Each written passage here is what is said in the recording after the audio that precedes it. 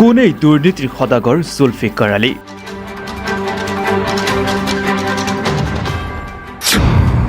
দুৰ্নীতিৰ টকাৰ গঢ়িছে সাম্ৰাজ্য।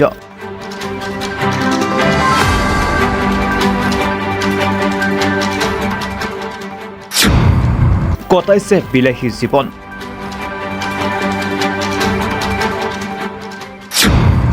চৰকাৰী ঘৰ, ৰাস্তা, PM কিষাণত দুৰ্নীতিৰ সদাগৰ এইজন জুলফিকাৰ আলী।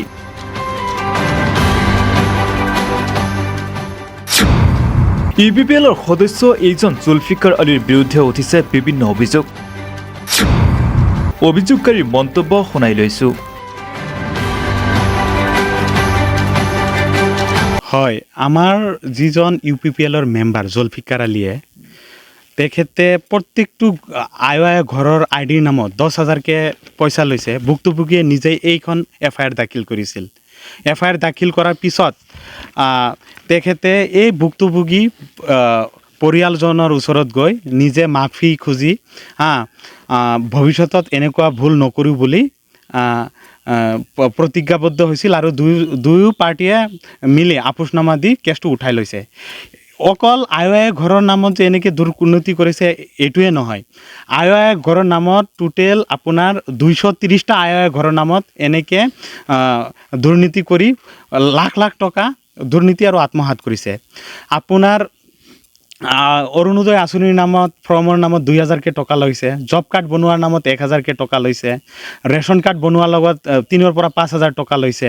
তাৰপিছত MG এনৰেগাৰ যিটো ৰাস্তা আছে 40ৰ পৰা 50,000 টকা কাম কৰি 8ৰ পৰা 9 লাখ টকা দুৰ্নীতি আৰু আত্মসাৎ কৰি তেওঁ দুৰ্নীতিৰ পাহাৰ বনাইছে। সিদিনা তেওঁ বৰফ বিক্ৰী কৰি খাইছিল, সিদিনা তেওঁ কেৰালা কৰ্ণাটক কাম কৰি খাইছিল, সিদিনা খেতি পথাৰত কাম কৰি খাইছিল। মই আনি UPPLে সোমাই দিয়াৰ পিছত যাতে আমাৰ সমাজত ডেভেলপমেণ্টটো হয়, গতিকে ডেভেলপমেণ্টৰ নামত সম্পূৰ্ণৰূপে বেকু বাওনা হৈছে, একো কাম কৰিব পৰা নাই। গতিকে বিভাগীয় কৰ্তৃপক্ষত আৰু UPPLৰ প্ৰধান প্ৰমোদ বড়ো ডাঙৰীয়াক অনুৰোধ জনাম যে এই জুলফিকাৰ নামৰ যিজন ভণ্ড আৰু বলীয়া কুকুৰৰ নিচিনা আবুল তাবুল যি বকি আছে, তেওঁক মই আৰু আক্ৰমণ কৰিবলৈ আৰু মন যোৱা নাই। এতিয়া তেখেতক মই কোৰ্টৰ জৰিয়তে BNSৰ সহায়ত ছেকশ্যন 499ৰ ধাৰাত বা আইনৰ জৰিয়তে তেওঁক ওপৰত ডিফেমেশ্যন কেছ ঢালিম আৰু তেওঁক আইনৰ আওতাত আনি ইয়াৰ যাতে সঠিক বিচাৰ হয় আৰু তদন্ত হয়।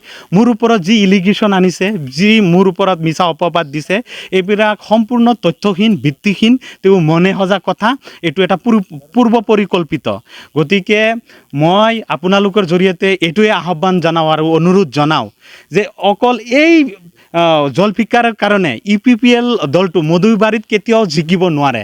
কাৰণ সি যেনেকুৱা ধৰণৰ দুৰ্নীতি কৰিছে, যেনেকুৱা ধৰণৰ আত্মসাৎ কৰিছে, যেনেকুৱা ধৰণৰ ঘোটালা কৰিছে, যেনেকৈ ধৰণৰ অন্যায় কৰিছে, গোটেই ৰাইজ এতিয়া বুজি উঠিছে যে জুলফিকাৰৰ নিচিনা যদি ভণ্ড মানুহ যদি UPPLত থাকে তেতিয়া UPPL নামৰ দলটো কেতিয়াও জিকিব নোৱাৰে। একদম স্পষ্ট কথা।